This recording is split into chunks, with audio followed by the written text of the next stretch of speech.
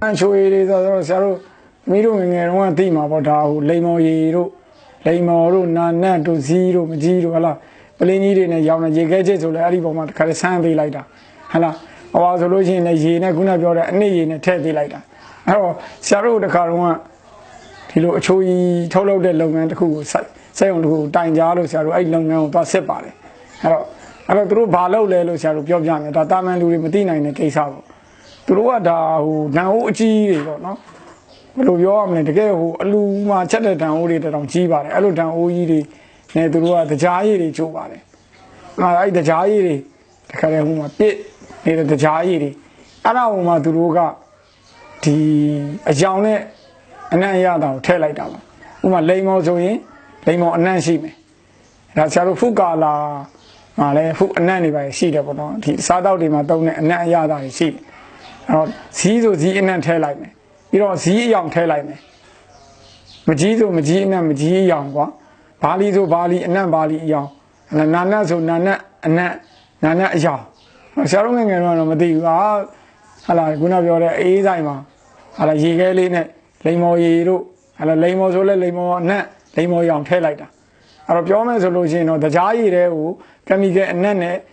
ကက်မီကယ်အယောင်ရတာထည့်ထားတာပါပဲ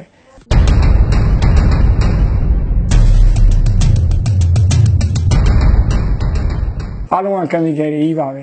အဲ့တော့ဒါတွေကလုံးဝမတောက်တုံးနေဘူးချောင်းဆိုးရင်ကျယောဂပန်းနာရင်ကျယောဂတွေဖြစ်နိုင်တယ်စီးကျိုယောဂအဝါလုံးယောဂတွေဖြစ်နိုင်တယ်ခုနတစ်ဖြစ်နောက်ဆုံးကျကြောက်ကထိခိုက်ပျက်စီးတာတွေဖြစ်နိုင်တယ်ပေါ့နော်အဲ့ဒါကြောင့်မို့လို့ဒါတွေအကုန်လုံးကကက်မီကယ်တွေဖြစ်နေတဲ့အတွက်တော့ဒီလိုမျိုးအပေါ်သားအချူရည်တွေကိုမတောက်တုံးနေမှာဘူးသုံးမဲ့ဆိုရင်တော့တေချာဟလာပန်းသီးဆိုလဲပန်းသီးကိုဘလန်ဒါနဲ့ကြိတ်ထားတဲ့ဖြော်ရည်မျိုးလိမ္မော်သီးဆိုလဲလိမ္မော်သီးကိုဟလာဘလန်ဒါနဲ့ကြိတ်ရောင်းတဲ့ဟာမျိုးဈေးတော့ပို့ပေးခြင်းပေးရမယ်ပေါ့နာနတ်သီးဆိုလဲနာနတ်သီးကိုတေချာကြိတ်တာပေါ့နော်ဖြော်ရည်ပေါ့တင်မောသီးဆိုလဲတင်မောသီးဖြော်ရည်အဲ့လိုထောပတ်သီးဆိုလဲထောပတ်သီးကိုဘလန်ဒါနဲ့ကြိတ်တာမျိုးအဲ့လိုဖြော်ရည်တဘာဝတည်သီးဖြော်ရည်ကိုပဲရွေးချယ်တောက်တုံးနေပါတယ်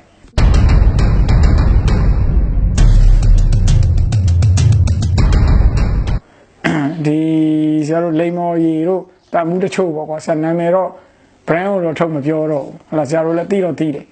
ဟလာအဲ့မှာလိမ္မော်သီးဘက်ကလေးတွေပါတာတို့ပါတော့ညာတို့ဟလာအဲ့တော့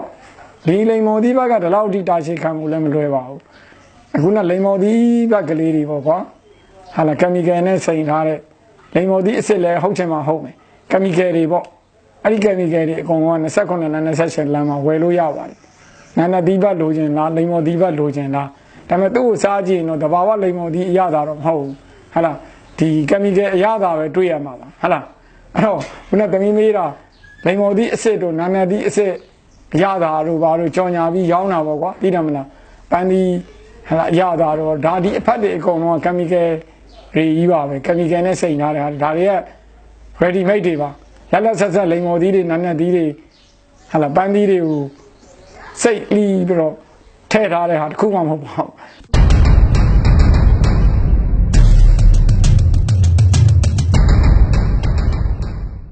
အဲ့တော့ဒါတွေလည်းကလေးတွေဆင်းရဲတဲ့ဆရာတို့လူမျိုးကျောင်းသားကလေးတွေမတောက်နိုင်ဘူးဒီနေ့မှမုံမိုး200ရတဲ့လူရှိတယ်900ရတဲ့လူရှိတယ်သိရမလားအဲ့တော့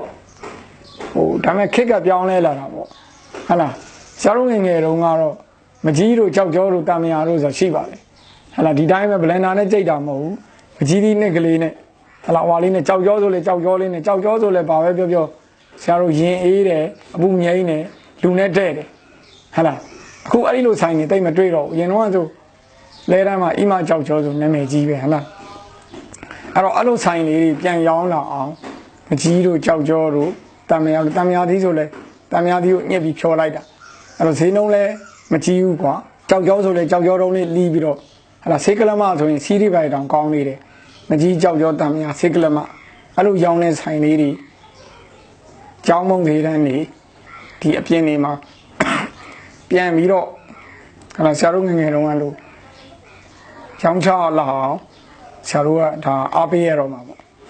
အဲ့ဒါဆိုကလေးတွေကတက်တာနဲ့ကက်မီကယ်အချိုးရည်တွေသူတို့ဝယ်တော့လေတပူး200 300 400ပေးရတာပဲလေတန်ဘူးတွေအဲ့လိုတော့နော်ဈေးနှုန်းတက်တာနဲ့ကျမ်းမာရေးနဲ့ညီညွတ်တဲ့တဘာဝ ဖြော်ရည်တွေကိုတောင်းနိုင်အောင်ပြန်ပြီးတော့ဟာလားအဲ့လိုဈေးတွေပြန်ရောင်းလာအောင်ကလေးမိဘတွေလည်းဒီလိုမျိုးဝယ်တော့အောင်ဟာလားကျောင်းဆရာမတွေဟာလည်းဒီလိုအချိုရည်မျိုးတော့ရှောင်းရမယ်ဘယ်လိုမျိုးတော့တောက်ရမယ်ဟာလားဆရာတို့အသင်းတွေကလည်းဒါလေးတွေပြန်ဖွင့်အောင်ရွေးချယ်ပြီးတော့ဟောဖြစ်အောင်ဆရာတို့ကတွန်းအားပေးမယ်အဲ့လိုမျိုးလုပ်သွားရင်တော့ဒါကျမအင်းနဲ့ညီညွတ်တဲ့ဟာလားဖြော်ရည်လေးတွေချိုရည်လေးတွေပြန်ပေါ်လာမှာပေါ့နော်